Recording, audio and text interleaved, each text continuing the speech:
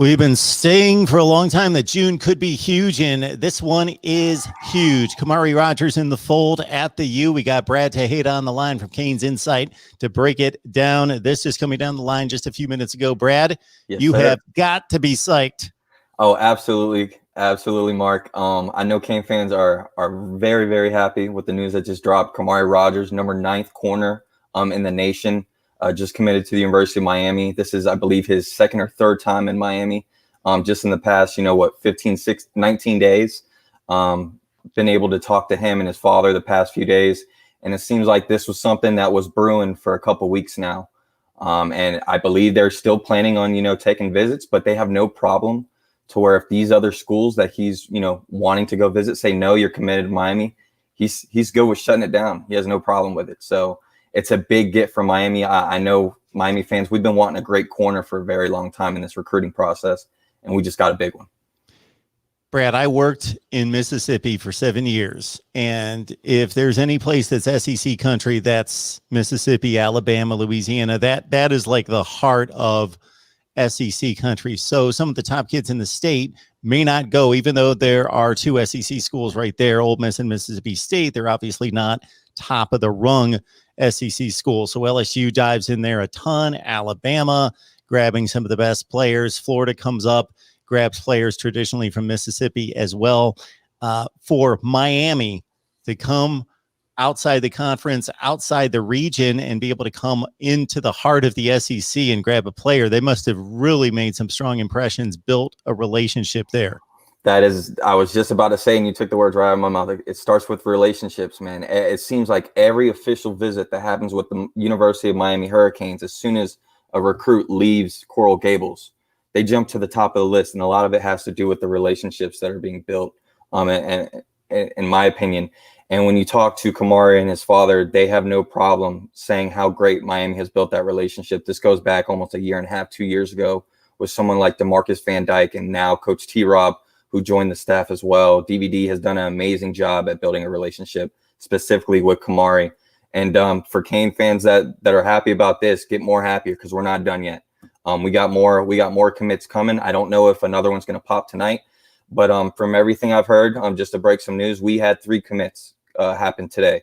Part of how the recruiting goes with Miami, anytime we get a commit on campus while they're official visiting, the coaches jump into the ocean, in South Beach. So today we had 3 coaches jump into the ocean. One was Coach T-Rob, one was Coach DVD, and another one was another coach. I don't want to say who, but we got 3 commits, and I'm very happy, and we're moving in the right direction. We going into Mississippi, Lexington, Mississippi, and going out of Holmes County and taking the top dog out of there. It's big respect to DVD and his coaching staff. Yeah, you went through the coaching staff and building the relationship, specifically looking at T-Rob, because I know that you and everybody I talk with concerning Miami football were so excited when he came on board the coaching staff. So how much do you credit him specifically? So to this commitment specifically, I would say T-Rob, if I had a percentage, I would probably say like 30%, right? Again, it goes back to DVD. DVD did an amazing job through and through, and really connecting with not only Kamari, but with his father, with his mother, with his siblings. This is a family atmosphere where anytime I've talked to them, that like DVD and T-Rob, they weren't coaches, right? They were family. And his father said the same exact thing. And the great thing with someone like Kamari, he has an advantage over a lot of these other recruits because he's somewhat similar to Earl Little, where Kamari's father not only played college football on a very high level, but he actually played at the next level as well. And he's also a coach for Kamari as well, head football coach up in Mississippi. So he was able to be a very good vocal point in Kamari's recruiting process all the way from the beginning to the end. And one thing that he told me specifically that he knew he had an advantage on with a lot of these other recruits having the background he had was anytime he took an official visit to a school, he could smell the bull crap from a coach immediately. He knows what's real. He knows what's fake. And from day one, he has always said that coaching staff at the University of Miami has always been real from day one. Kamari Rogers, again, second-rated player in the state of Mississippi, ninth-rated player at cornerback in the country, number 61 in the 247 Sports Composite. So just put that in perspective when we're talking about 20 to 25 players signed per class across the country, 130 teams. Even if you go down to 65 in the Power 5, you're talking about 1,500 players. He's number 61 according to 247 Sports Composite, regardless of position. We are talking up the ladder. The guy can play. Brad, you talk to players all the time. You do a tremendous job on your show and everybody else that's affiliated with what you do. And so if anybody's watching right now and listening to this conversation that's not aware of Kane's insight and what Brad brings to the table, he and the rest of the crew over there, please lock it in at Kane's Insight, because the way you're able to bring on key players, coaches, family members, is pretty impressive. Did you get a chance to talk to Kamari Rogers? So I actually had Kamari Rogers on twice. I had him on twice, and I had his father on as well. I had his father on last week. That was a pretty big show because anyone that watched, we kind of knew this was happening based off of what Coach Rogers was saying. Man, he had no problem going right out there and saying Miami is the team to beat, and he pretty much told me on the show the announcement is coming soon, and when the announcement is made, if these other official visits that we have in place do not want Kamari to go because he's committed to Miami, we have no problem shutting it down. Based on your conversations with Kamari and based on what you've seen on tape, what makes him unique? What makes him a little bit special? Oh man, it's almost like what attributes does he not have? I think that's the key. I think when you look at the cornerbacks that we were going after, in recruiting cycles year after year, especially in the past 4 or 5 years, it always seemed like we were getting the trickle effect of almost like the leftovers of corners of any college that ended up dropping a recruit at the end of the class, right? And then we kind of got the scavenges of everything. Well, now it's a little bit different. We're getting top dogs in the recruiting class, specifically in the cornerback position, not only with Kamari Rogers, but we're in the hunt for many cornerbacks that are like in the top 30, top 40 in the nation. Guys like Jacoby Spells, guys like Chris Graves, right? And then you also got Jaheim Singletary out of Jacksonville, who's starting to make a trend for Miami as well. Going back to Coach T-Rob, that is someone in particular that has done a complete 180 as far as the recruiting process with specifically Jaheim Singletary, where Miami is really in play for him. So watch out for him as well. So you're talking 4 corners that either one of those 4 guys is the top corner in this recruiting class the past 4 or 5 years. So, Brad, without compromising any of your relationships, and I know how that works in regards to, keeping certain things confidential, you mentioned 3 additional players may commit today. How much can you give us in regards to what you forecast, today and upcoming? So it's going to be a total of 3 commits. 3 commits happened today. One was Kamari Rogers. I don't know if one or the other will commit tonight. I'm pretty sure one will probably wait, at least one of them. But at least you guys are going to know that things are happening in a very fluent motion. And then not only the guys on campus, I will say this, I'm not going to give out names as far as who committed, but I will at least give fans the list of everyone who is there. That way people have an idea. So you have Kamari Rogers, who obviously just committed. You have Nick Cole, safety as well. Landon Ibieta, wide receiver from Louisiana. Wesley Basaint, who is the top linebacker that we're going after, not only us, but everyone in the nation. He's one of the best. You got Markeith Williams out of Orlando, Andrew Chambly out of Arkansas, Anthony Lucas, defensive lineman, Ja'Cory Thomas, Keanis Thompson, and then the last one that just arrived was RJ Maryland, son of Russell Maryland. So that is your list of who is on campus right now. Obviously, we got one of not Marcus, but Kamari Rogers. So 2 more did commit today. Brad Tejeda joins us from Kane's Insight. We get Brad on here as much as we can to talk Miami football. He does an amazing job, him and the rest of the crew there at Kane's Insight. So it's just obviously a combination of a lot of groundwork laid for months and months and months in terms of the relationship, but then also taking advantage of these recruiting weekends and really showing the campus off, the facilities, the relationships, the swag, everything that Miami brings to the table, the weather, the location, everything in play must be paying off. Yeah, I think the top 3 things, to be honest with you, after talking to a lot of parents and recruits over the past month as far as official visits, official visits alone, the top 3 things was number 1, relationships, number 2, the campus, and number 3, the dorms. Actually, I would put 2. Campus and dorms are obviously one together. So number 3 would actually be the official visit photo shoot. I got to be honest with you, man. With these young men, they love social media, obviously, and these photos that they're getting, people gravitate toward it, right? Starting July 1st, you're seeing all these college players saying, starting July 1st, I'm going to start making some money off of my name, right? The likeness. Well, social media is going to have a big part in that, and having your photo, having your name, things like that. When people gravitate towards you, that like button, that retweet button, that comment button, that's going to start to make money off your name. And Miami is doing a really good job at putting that on a higher pedestal, where as soon as you leave Miami, like I said, man, those official visit pictures, no one's touching those. And you got guys like Malik Agbo, who is trying to come back another time for Miami. I believe Paradise Camp is next weekend. He's trying to make his way back on his own dime to come back to Paradise. But if he doesn't, I expect someone like Malik Agbo to be making an announcement in the next couple of weeks as well. Did I hear the dorms were a selling point? I've Yes. never heard that before. I know, right? What is it about the dorms? So two commits, actually. Not two commits, 2 guys. One in Daughtry Richardson, who I got to speak to a couple times, offensive lineman out of Miami Central, who's pretty much deciding between Arizona State, Florida State, Miami. He told me that the dorms looked like mansion.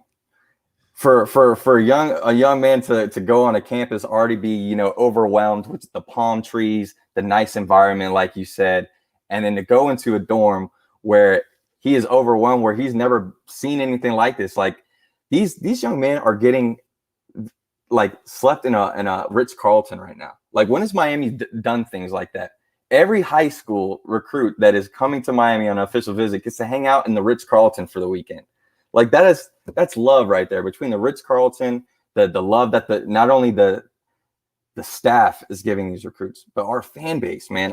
I know other fan bases, they clown us at times saying we're impatient or we're crazy or we jump on this bandwagon very early, but I promise you, talking to these recruits all the time, our fan base makes a huge difference. They love and gravitate towards the support that we give these guys. And again, going back to the likeness bill, man, these young men are wanting to get out there more. And this is the perfect opportunity with social media, and our fan base is one of a kind. Got Brad Tejada on the line talking Canes football here at the Voice of College Football. Please like the video, share these videos out on social media.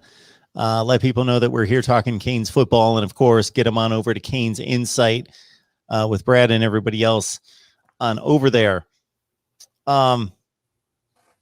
So in regards to this upcoming weekend and what's upcoming after that, who are the main focus players? Yep. So after this weekend, you got June 25th /26th. Pretty much that's going to be combined with Paradise Camp. So even though the list I'm about to go over, there most likely will be more names on this list, just because people are in the middle of trying to see what type of plans they can make as far as traveling, because there will be a lot of people out of not just South Florida traveling down for this Paradise Camp to get another look at themselves. But as far as June 25th, you have Kobe McLeod, Demario Tolan, Devon Jackson, Jacob Hood, Jaleel Skinner, my guy Daughtry Richardson, and Zane Durant, which is a big-time defensive lineman as well. That is the official list for June 25th so far. But like I mentioned, guys like Malik Agbo, you're going to see a lot of underclassmen, 2023, 2024 young men be at Paradise Camp as well, trying to get their name out there. But Paradise Camp is one of those, can't miss opportunities. I don't know if they're going to allow fans just due to the COVID regulations, but if they do allow fans, I suggest any Cane fan in the area, please go ahead and check out that Paradise Camp. It's amazing, not only to watch these young men perform, but you get to be, 2 feet away from guys like Ray Lewis, Michael Irvin, Duke Johnson, right? So it's a great time, and it's even better for these young men to be able to see their idols firsthand and kind of get some tips from them. It almost seems like, Brad, between the players, the former players, you just brought up 3 of the greats, that every university and every team, you'll see the games on Saturdays during the NFL season, and you'll see NFL players if they've got a bye week, regardless of the school. You'll see a handful of players on the sideline, but I don't remember anybody doing that before the U. The U seemed like they were the first team that understood, okay, we have all-time great players. Let's get them back here on the sideline, or they volunteered even before they were invited. They wanted to be around the program. They wanted to help the next generation. They wanted to advance the dynasty. And other schools, obviously, it's a thing that's caught on to where everybody does it, but it seems more genuine and more organic, and like it's been just part of the culture for so long, between what you just talked about with the fans reaching out to potential players, prospects, and then the former great players reaching out, that it's this whole family community aspect. I think the biggest difference, to be honest with you, Mark, is the consistency throughout the whole recruiting process for these young men. Whether it be, the fans that are reaching out and just always just showing support, not necessarily like annoying them or being like, hey man, I need you at Miami, I need you at Miami, forget the other schools. Just showing support regardless where you commit to. We've seen in the past, we've gotten burned plenty of times after supporting young men right in our own backyard and they commit somewhere else, but we still support them at the end of the day and bless them up.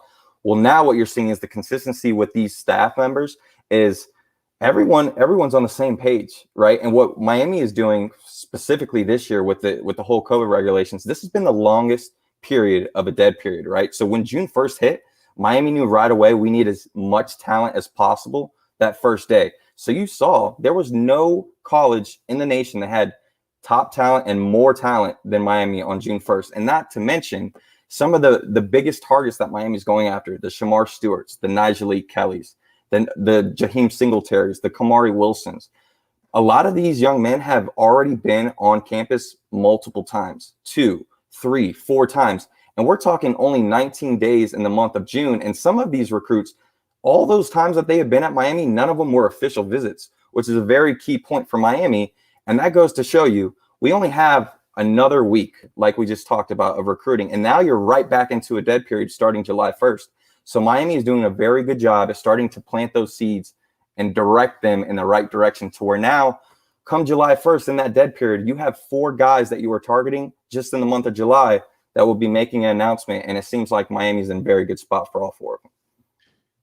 Brad, when I ask some of these questions, I understand nobody can know, including yourself. We're talking about people's decisions down the line. It's between their ears. It's between them and their family. But you've got, based on the conversations that you have, greater insight into this than just about anybody in having multiple conversations with certain players and their families. Do you get a pretty good feel for, of course, December's a long way away when the official signing can take place, just in regards to how firm the commitment is and how firm just any of these commitments are? Yeah, again, I appreciate all that, but it goes back to the staff, right? Like, I do the same thing the staff does, man. It's all about building relationships. You're not just hitting up these young men and like wanting them to get your attention, right? You're asking them how they are. How's your family? Even when you're not talking recruiting, you're asking how their day is, right? You're getting to know these guys. I mean, someone like DJ Westlock, who I had on my show a few weeks ago, this is a 5-star defensive end. He originally had Miami as one of his top schools, ended up dropping Miami, not visiting us, right? But I still, talk to him every now and then. He's actually in Gainesville today. I'm going to go hang out with him and see how he's doing, talk to his family. That's what it's all about. It's all about building these relationships and building connections, regardless if they wear the orange and green or not. It's all about helping these young men and putting them on that next platform. Because at the end of the day, they work so hard for this, man. Talking to Chris Graves and his mom the other night, man. Chris Graves' mom almost cried on our show because you could feel, not only the excitement, but just how overwhelmed she was of the past 3 weeks of traveling from one school to another, but seeing the smile on her son Chris's face, putting on that helmet, putting on that chain, and knowing that in just a few weeks, his life's about to change. That's one of the best feelings in the world. Canes fans, I know you're happy. Kamari Rogers in the fold, one of the top cornerbacks in the country out of the state of Mississippi, plucked him right out of the middle of SEC territory. And I'm happy I got Brad Tejeda here to break it down for us on Canes Insight. So it's a really good thing here. We are just about a month away from ACC Media Days. Mm-hmm. whatever they call it, ACC kickoff. And then that flows right into the first day of August camp.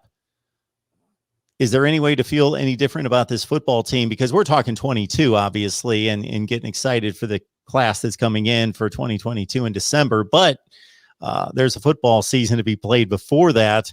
And, let's start at quarterback in regards to De'Aaron King and his preparation.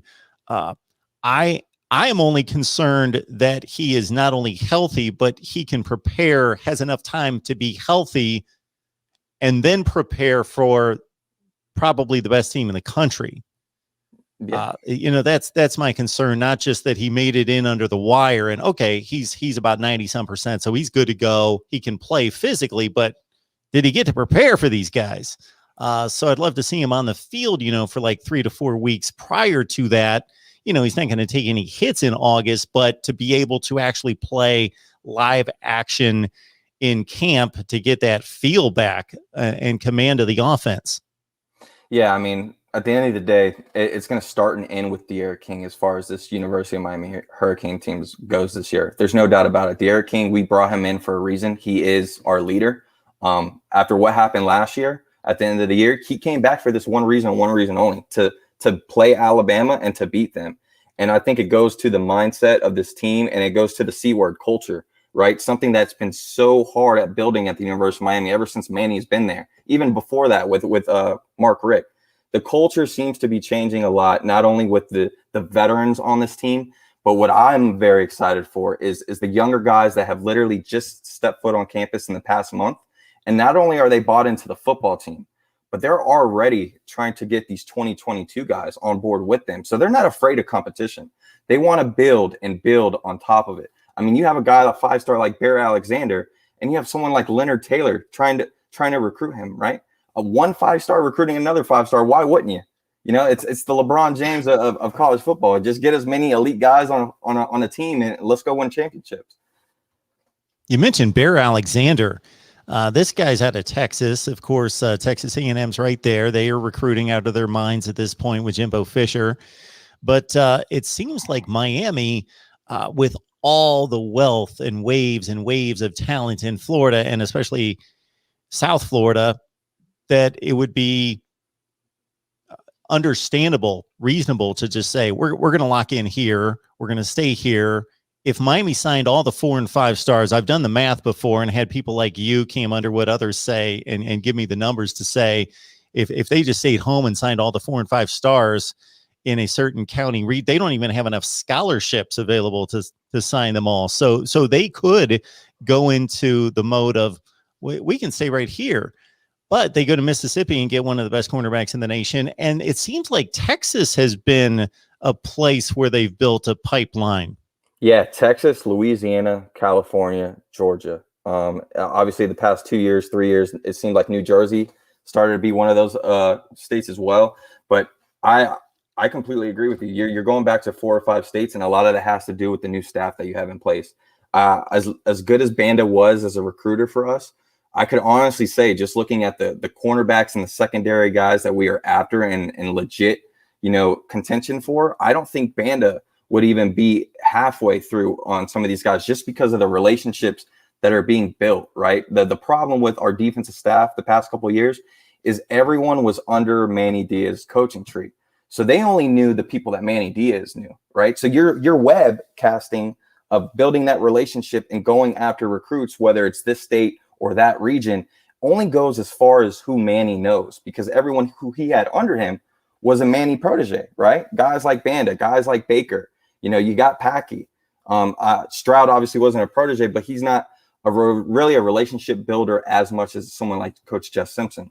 So now you take out those guys, and now most of the guys you bring in, the Bob Shoots, the T-Robs, the Ishmaels, those guys, their coaching trees is huge. I mean, you're talking some of the best coaching guys that are around, the Gus Malzahns. I mean, there's tons of coaches that they've been under. And I think it goes to show you we're just getting started. But at the end of the day, as happy as Cane fans need to be about recruiting, we got to win. None of this is going to keep going if we don't win football games. And unfortunately for us Miami fans, we always get to this spot where it's almost like we're holding on for dear life, like something good's about to happen. We're getting our hopes up, and then something always brings us down, either the North Carolina loss or a loss that we're not supposed to have, or that big game at the beginning of the year where this is the moment, big stage, we got to come up big, and we don't show up.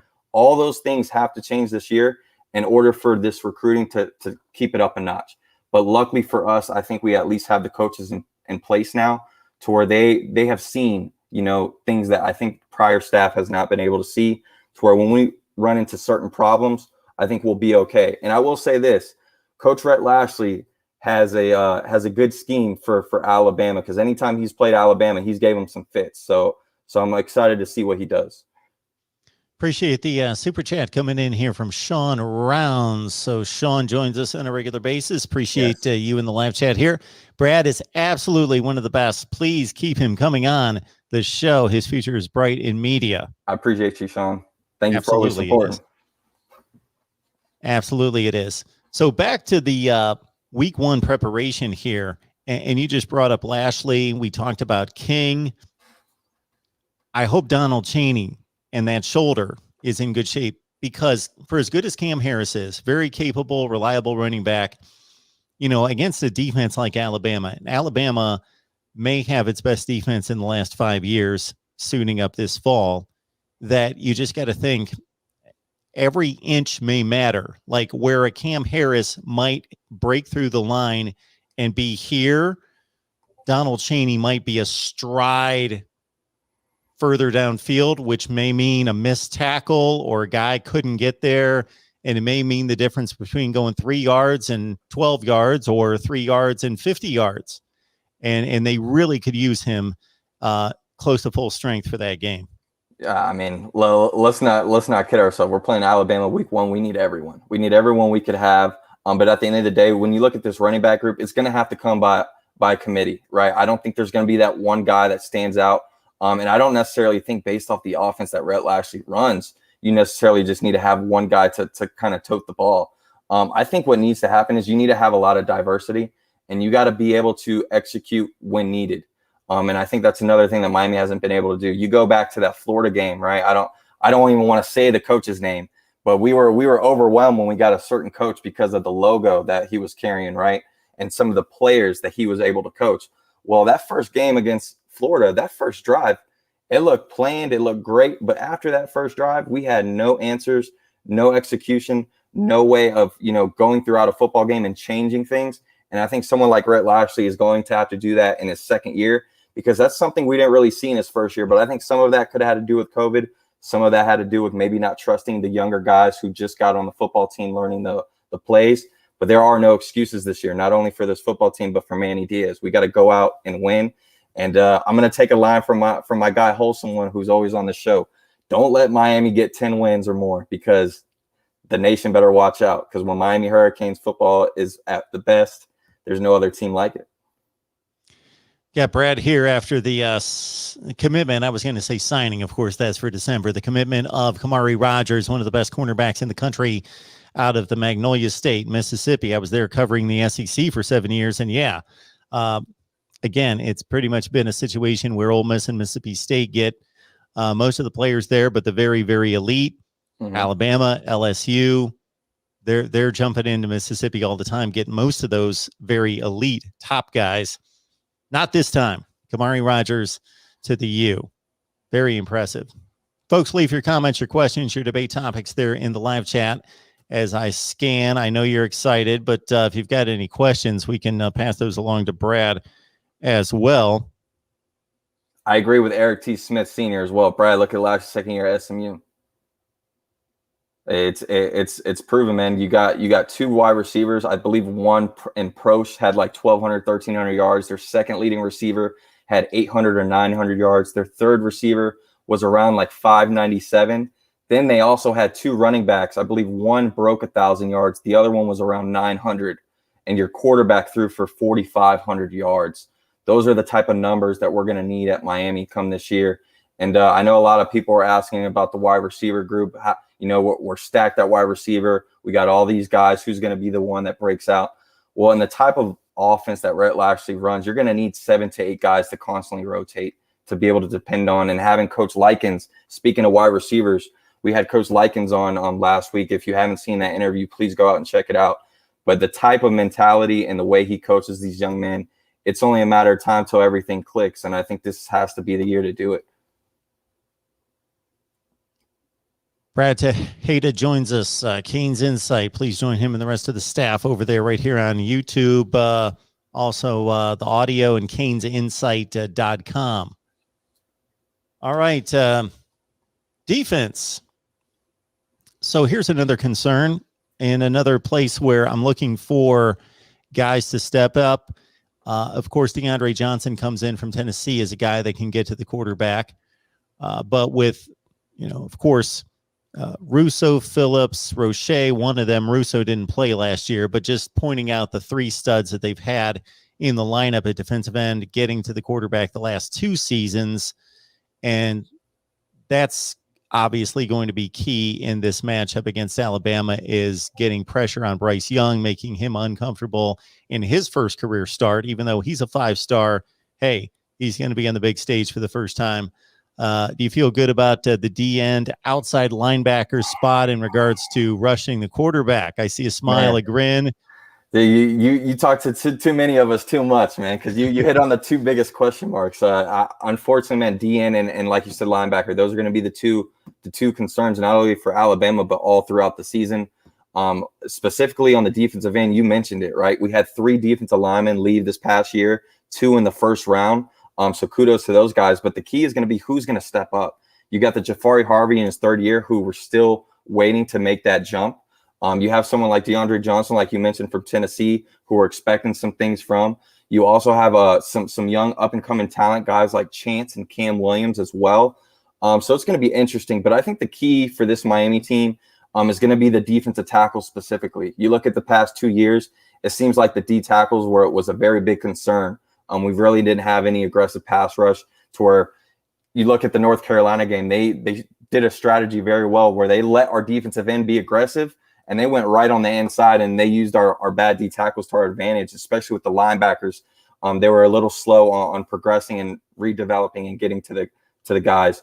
But with a better defensive interior, that should help the linebacker group as well. But I think all in all, it's going to be the scheme that Manny Diaz runs this year. Between him and Bob Shoop, you got a veteran guy that Manny Diaz could kind of lean on. Not only him, but someone in T-Rob. You got pretty much 3 defensive coordinators on your defense now. Brad, it's been mentioned in the live chat a number of times.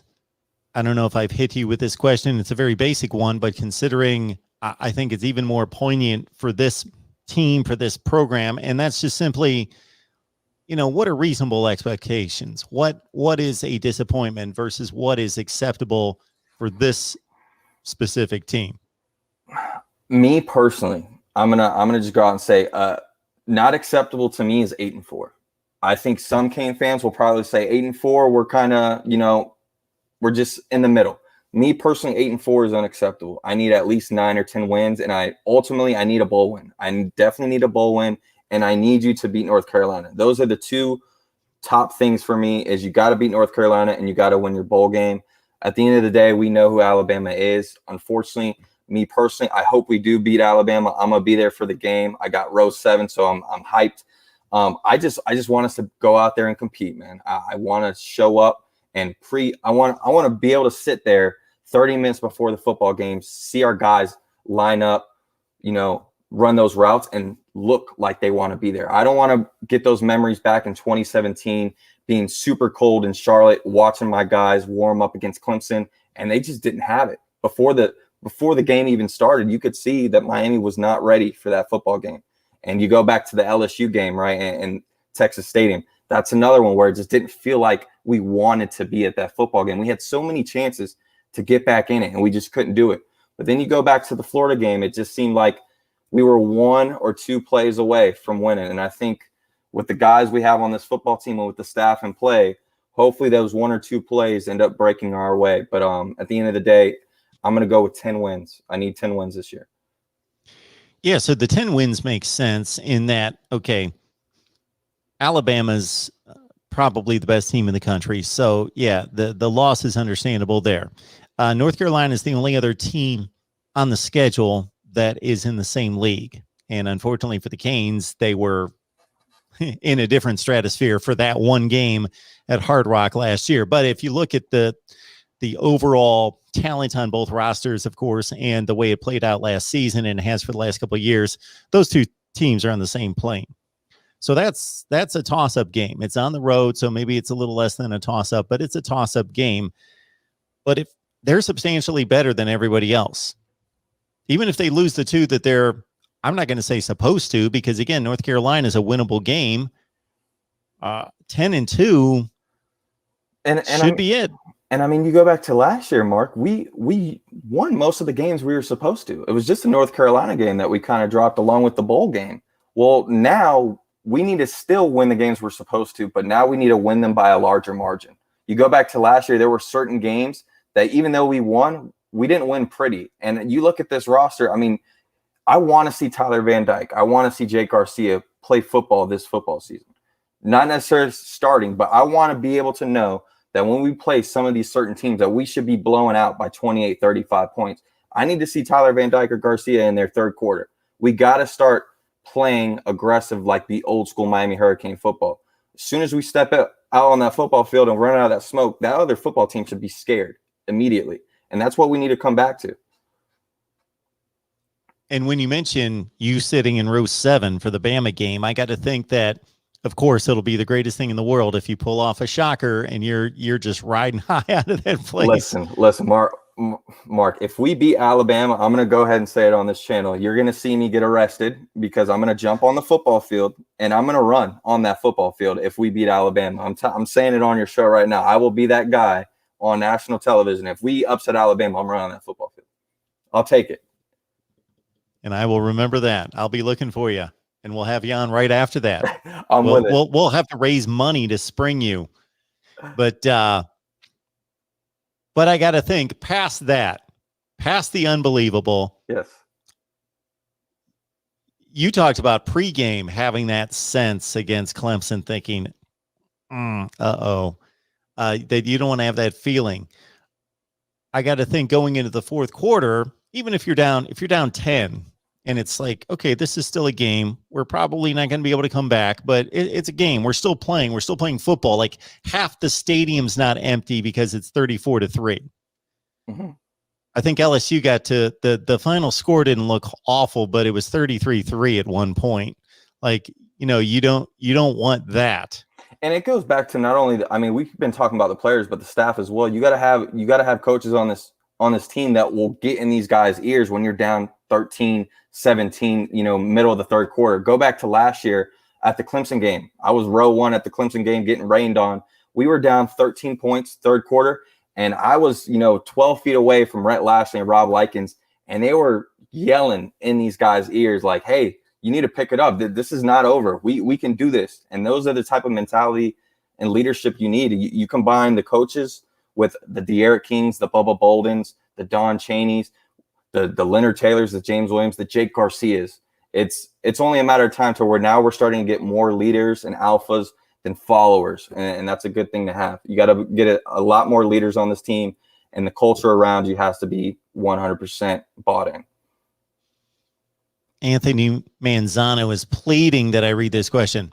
Brad, I understand it's not the state of Miami mentality, but do you think the current coaching staff is using the steam tally in terms of recruiting that Coach Howard used? I think the staff has a really good strategy. I think, again, it goes back to the type of guys on the staff, the T-Robs, the Bob Shoops, even a Coach Ishmael, who these type of guys have been implementing and have landed 5-star, 4-star recruits anywhere they went. So coming to Miami, nothing is different. Now they have a lot more assets that they could use to kind of get these guys on board. And with them, I think they're starting to realize that this is nothing normal than being at Auburn, being at Texas A&M, and they're using not only the Coral Gables and the photo shoots to their advantage, but they're planting seeds to where, hey, you don't necessarily have to make the commitment right away. Just know that if you go to another school and start visiting, your spot is still up for grabs, a.k.a. Quan Lee, right? Quan Lee is out at UCF right now in Orlando visiting. Well, we could possibly have another wide receiver already committed, right? You still got guys in Isaiah Bond, Isaiah Horton, Jaden Gibson. Who knows if we land 2 or 3 out of those guys, So I think at the end of the day, we have to keep our options open, but we got to make sure we keep continuing to get alphas and guys that will help us recruit. The Ja'Cory Browns and someone like Kamari Rogers, who already told me that he's planning on already recruiting other guys with him. So it's only a matter of time till we get some more, hopefully, Louisiana bootleggers on the football team. Brad Tejada, Kane's Insight. Join him right there. We got over 200 on the line. Thanks for jumping in, everyone. And Brad, of course, appreciate you jumping on. And if anybody's got any other comments or questions, otherwise, we've got more people on here than we've had the entire time. So this happens all the time. Every time I do a live stream, we got the most people on at the end of the show. So I will let everybody know, of course, the video is going to post in about 15 minutes after we get done. So catch what you missed. But certainly want to keep Brad on here if there's anything else we can hit. Sean, I'm seeing a lot of Florida State fans in here too, man. Oh, we gotta ask. Since we have Florida State fans in here, Mark, we have to at least ask 4 questions in a row, since they're used to 4 in a row, right? They are used to 4 in a row, and those 4 are getting more painful with each one. The last one was really painful. 6 touchdowns. Oh man, I'm still loving the Langham catch. Every now and then when a Florida State fan gets in my mention, I just throw the Langham catch up there. There's nothing really much they could say. Sean Rounds is saying, I think there's bigger fish at wide receiver than Quan Lee. Yeah, I mean, let's not get it twisted. Quan Lee is a phenomenal football player. I think he's underrated just because of where he's playing. Unfortunately, here in Gainesville, there isn't really much competition as far as the elite of the elite. And Quan Lee is someone that doesn't really go to much 7-on-7 camps as well. So that's something that was kind of hurting him in years, and not years prior, but in the last 6-7 months, trying to get more offers out there. Him benefiting and going to official visits and taking them, in my opinion, I think he is a player that should be doing that. Because at the end of the day, Sean pointed out, I think we have way bigger fish out there as far as the receivers. But to lock down Quan Lee, and if he remains a Hurricane, I have no problem with that, because he could be a huge asset to this football team. I just want guys who want to be Miami Hurricanes. I'm tired of getting football players. I want Hurricane football players. Brad, when you come on here, you probably get something you don't get a whole lot of there on Kane's Insight. We got Clemson fans here. I got Florida State, Ohio State. I see Florida, Notre Dame fans. Yeah. So you got to put up with the whole deal here. It's all good. I see a few haters too, man. Well, I put up with haters all the time too. So there's nothing wrong with them, man. I feed off of it. What do you think of this proposed playoff system with 12 teams? 12, in my opinion, I think 12 is too much. I think 8's the perfect number. I wouldn't mind, just seeing how the 12 works. I think if you're a Miami Hurricane fan, why not? I think this could be an opportunity where this could be, a snowball effect, get the steam rolling, to where just a couple of years ago, if we're going back to 12 teams, we would have been in that playoff a couple of years ago. So I wouldn't mind it.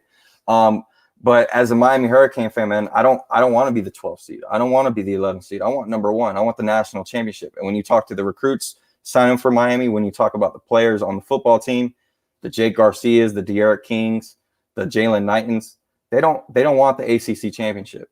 They want Alabama. They want the national championship, and they want to win multiple national championships. People are persistent on these other commits here. Yeah, I know. Brad's addressed this. That's the way it is. So we've got him here. He's breaking it down for us. Let's be happy with that. These young men, man, these young men have worked way too hard to just throw it out there. I think it's gonna be fine. I think fans should just be patient. I know with us Cane fans, it's very hard to be patient. Just 24 hours ago, not even 24 hours ago, an hour ago, Mark, we were just get us a commit. We just landed one of the best corners in the nation. As a Miami Hurricane fan, when's the last time we landed a great corner? And at 45 minutes into the show, after praising a 4-star in Kamari Rogers, we're trying to figure out who the next 2 commits are. Let's enjoy the moment. Give a shout out to Kamari and Marcus Rogers and the whole Rogers family. We're super excited to have you in Coral Gables, and let the fun begin, man. I think we're on to something, and it's just the beginning for the U, and I'm very happy to be a Miami Hurricane. It's the day and age of instant gratification, social media. That was old news. That happened 45 minutes ago. Who's the next guy? Yeah, absolutely. So, exactly. Everybody just let's relax and enjoy the moment. Enjoy the commitment here from Kamari Rogers for more than an hour. Yeah. The other ones are coming. Just relax and then enjoy them when they come. Just all right. I'm gonna give you one. I'll give you one thing. I'm not gonna say who the commitments are, but I'm gonna just list 5 or 6 guys so Kane fans could kind of get their eyes open for them. Chris Graves, Malik Agbo, Wesley Basaint, Landon Ibieta, and Andrew Chambly. That's 5 names right there. Just keep a name out for those 5. Is there a number that you're going to, like a number range that you're going to feel comfortable with in terms of commits by a certain time, whether that's mid-July or that's the end of the summer? So yeah, that's a very good question. So I'll even put out the date, July 9th. By July 9th, Mark, we should have as a team 6 to 8 commits by July 9th. July 9th, we should have 6 to 8 commits. I'm not saying more, I'm saying total. So currently right now we have 3 commits in this class. I expect another 3 to 5 commits by July 9th.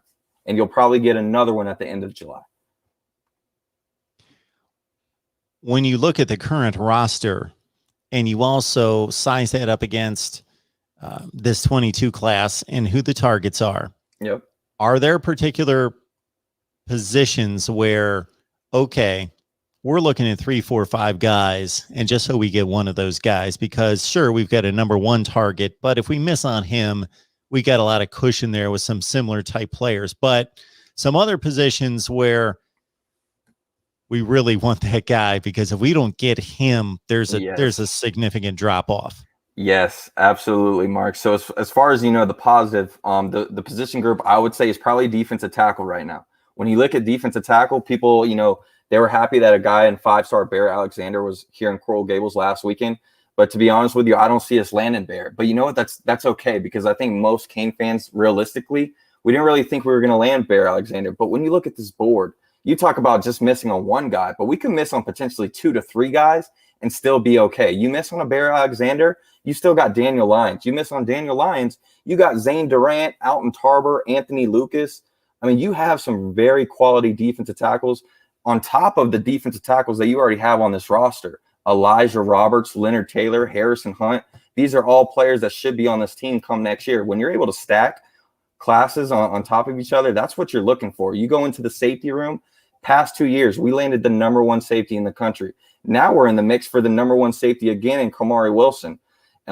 That's where you need to be. And then also the defensive end position. We talked about it earlier. You lost 3 defensive ends, 2 in the first round. We already know that we have no defensive end on this current roster that we could honestly say this guy's going to go out there and get me 2 to 3 sacks. So you need the Shamar Stewarts. You need the Nigel Kellys. You need a guy maybe like Mario Eugenio or a Dante Anderson. But as far as the position that if you miss that 1 guy, we're in trouble, it's pretty obvious, Mark. It's got to be the linebacker position. Wesley Basaint has been the number 1, not only linebacker, but number 1 target recruit that Miami has put on their board. Manny Diaz and Coach T-Rob are the 2 head recruiters for Wesley. So when you have your main head coach being the main recruiter, that is telling you something right away. But if you miss on a Wesley Basaint, you're looking at your options very slim. It comes down to a guy like Justin Medlock from Texas, who was here last week, someone like Devon Jackson, who's flirting with Arizona State. But as we know, with the Arizona State problems going on, he could be someone to look out for. He will be visiting Miami next weekend. And then the other name to look out for is Demario Tolan, who will also be visiting next weekend. Right now, he's a favorite to Clemson. But like I mentioned earlier in the show, man, once you come to Coral Gables on an official visit, it seems like Miami moves it to the top of the list. Shamar Stewart's a name that I keep hearing. Obviously, he went to LSU for 1 weekend. He went to Columbus for 1 weekend at Ohio State. But I keep hearing whispers and fans getting in my ear saying he just keeps coming back to the U, though. He just keeps coming back on campus. He's been on campus 4 times in 19 days, Mark.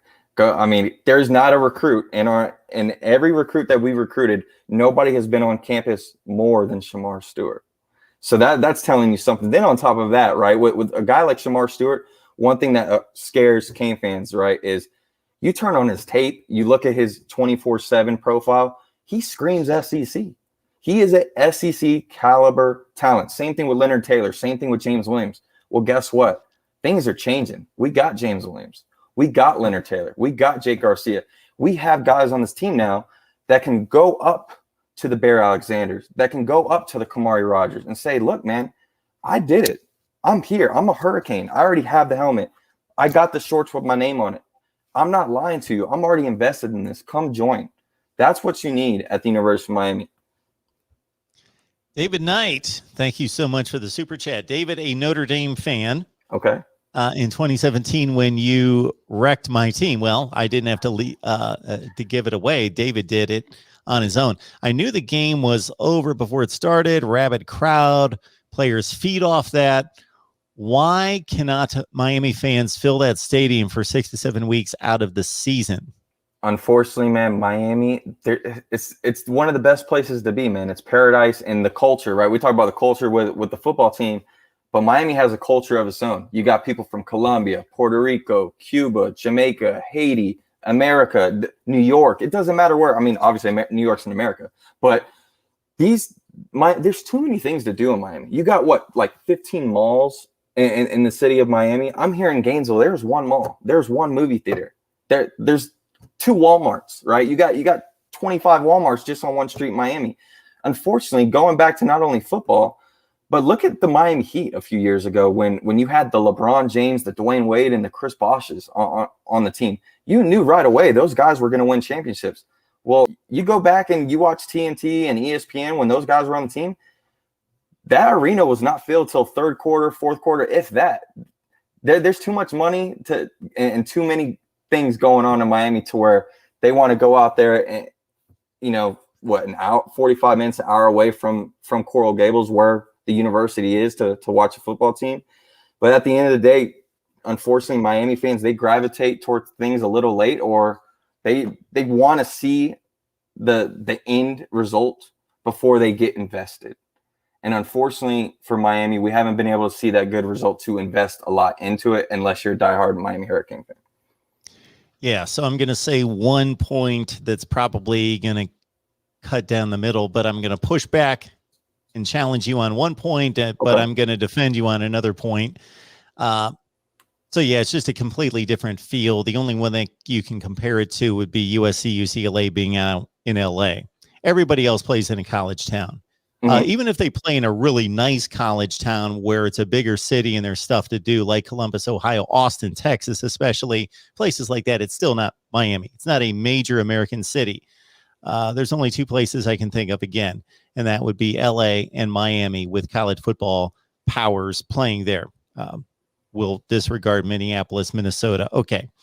We could go on and on forever with this. Seattle, Washington, yes, the University of Washington's there, but Miami and LA, if you get my point, star-studded cities known for glitz. Yes, there's only 2 of them. Okay. So, yes, unlike Madison, Wisconsin, where if Wisconsin's having a bad season, that's what you do on Saturday afternoon. You go pack 100,000 people at Camp Randall Stadium and root for Wisconsin football. So even if they're down, the people are still there. Okay. Miami wants excitement, and people gravitate to the place where this is the place to be. This is the spot to be. And if the football game's a game against Virginia at noon, that's not necessarily the game. But if Miami's playing Notre Dame or playing, regardless of the opponent, if they're on top of their game and they're a national championship contender, then the people are going to show up. So it's just a different, and like you say, most of the people in Madison, Wisconsin fans, yes, I'm picking on you, but it's a good example. You could probably survey the population, and most of them grew up there. That's what they know. That's what they love. Well, you've got to win over a lot of people in Miami because it's so cosmopolitan that you got people from all over, as just Brad just ran down, from all over the place. So you've got to win them over. They didn't grow up in Miami fans all the way through. It's a trendy city, Mark. Well, whether it's fashion or sports, it's got to be trending for people to gravitate towards it. So where I'm going to challenge you and push back is that it's only 12 games a year, 6 to 7 at home. So you typically 7 home games a year. So it's only 7 times. People can go to the beach all the other beautiful days of the year. They can go to the mall anytime. They can do all these other things all the time, pretty much. There's only 7 games to show up to. So that would be my knock against that, would be 7 times out of 365 days. Unfortunately, the only thing I would say with that is, out of those 7 games, though, Mark, maybe one is worth going to. Like, do you really want to sit out in the hot sun and watch Appalachian State? Do you really want to go and see a Duke team, at 8:00 at night? But I mean, you go to see a Notre Dame or a Virginia Tech, where it's back-to-back weeks ranked opponents. I mean, the thing is you go back to 2017, 2018, we were on College Game Day 3-4 weeks in a row. We were having teams like Pittsburgh on primetime ESPN, not because we were playing Pittsburgh, but because Pittsburgh was playing Miami. And Miami, unfortunately, if you hate us or not, the logo holds weight. I'm sorry to tell you, but whether we win or lose, fans are going to talk about the U, whether it's good or bad, and it's because of the way this university started back in the 70s and 80s. And we got to get back to that. But at the end of the day, like my guy Wholesome said, you got to win and everything else will come. And the last point I'll make, and this is in defense of the Miami fan base and the lack of sellout crowds, is that the 100,000 in Tennessee, the 100,000 at Penn State, Ohio State, Michigan, on down the line, how many of those are students? I don't know what the percentage is, but it's a lot. It's a ton. And the campus is there, and the stadium's right there. Okay, I know that they bus, as I understand it, will bus the students to the game, but still it's not, hey, let's go to the game, there's the stadium. It's just more of a chore to go to the game for the students. Yeah, absolutely. And it's a smaller school than a lot of the major powers that we compare it to in terms of the crowd size. I think people forget that UM's a private school too. Sure. Absolutely. Absolutely. I mean, the students, it costs a lot of money to go to UM. So as far as the student part, it doesn't cost as much to go to UF that it costs to go to UM. Is it pretty hard to get into UF? Yeah, absolutely. But me being here in Gainesville, I could honestly tell you that most people that live in Miami are starting to move to Gainesville. Either their kids are going to school here, or they're starting to say, hey man, Miami's getting too flooded, too crowded. I want to kind of relax and live out in the middle of nowhere. And it seems like people are starting to gravitate back up north, whether it be Gainesville, Jacksonville, Tampa, Orlando. Folks, please like the videos and share these video links out on social media. Let people know that we're here talking Miami football on a regular basis, whether that's, again, Brad's show on Canes Insight. Bring people in. Just don't enjoy it yourself, but let people know that love college football, and especially the U, that we're here talking Miami all the time. Brad, unless you got something else, man, I appreciate you jumping on here. You made this all happen. I appreciate you, man. I just saw you tweet it out, man, and I wanted to wait for Wholesome one because he's usually awesome on your show. I watch you guys all the time, and he was working, so he texted me. He's like, hey, man, I'm working. I need you to take care of this for me. I go, I got you, man. No problem. I would love to be on Mark's. The Wholesome one stepping in there. Appreciate that, man.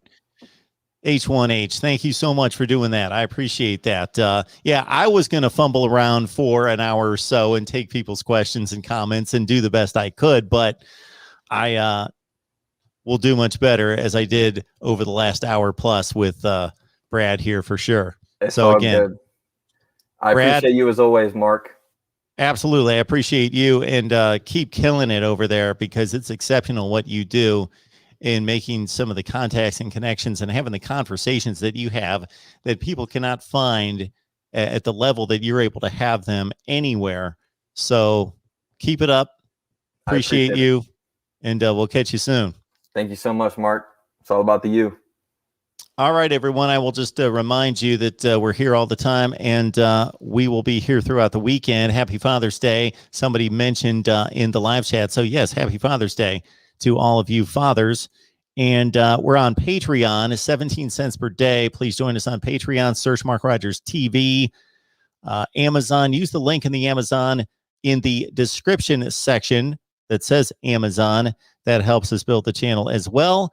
voiceofcollegefootball.com. I'm looking for a platform where I could go to build a fantasy football league. If you're interested in college football, fantasy football, I'd love to start a league. I looked at FanDuel, I looked at DraftKings, and I couldn't get on there because I don't have a subscription. So before I sign up, I wanted to ask anybody out there that knows what they have available at FanDuel and at DraftKings by way of a college football fantasy league. So I'd love to do a college football fantasy league and also a pick'em league where we would have contests and prizes for the best prediction records week to week and throughout the season. So those are two things I'm looking to start up here to have available at the voiceofcollegefootball.com. Who we got here? CEO, the Chief. Thank you so much for the contribution. Appreciate that so much. Always good stuff. We do our best. I broke out the pink shirt for the big Kamari Rogers commitment show where we had a ton of people show up. We were well over 220 at one point. So if you missed part of it, and most of you did, please wait for the video to post and you will see Brad's analysis at the top of the show. We talk Nebraska every Tuesday night at 8 Eastern, 7 Central. We've got Ohio State live every Wednesday at 2. Florida State, yes, I know, boo. Florida State at 6 Eastern every Wednesday. Miami, we go back-to-back here with the Wholesome One and Cam Underwood at 5 and 7 Eastern every Thursday. And then also we've got, who's calling me? We also have the telephone I've got runs through the call-in board for the audio for the call-in show. Therefore, we've got some issues from time to time. But again, it's Nebraska on Tuesday. It's Ohio State and Florida State on Wednesday. We've got our Canes doubleheader on Thursday at 5 at 7 and Oklahoma live on our Oklahoma channel. Listen up. If anybody wants to host pregame or postgame shows, and I'm talking about legit, like you know what you're doing, hosting pregame and postgame shows for any particular team, hit me up at MarkRogersTV at Gmail, and we will see what we can do there, because we want to go full bore this college football season with pregame and postgame shows for every team on our 22 team channels. Right here at the Voice of College Football. Thank you so much for stopping by. Happy Father's Day, and we will see you soon.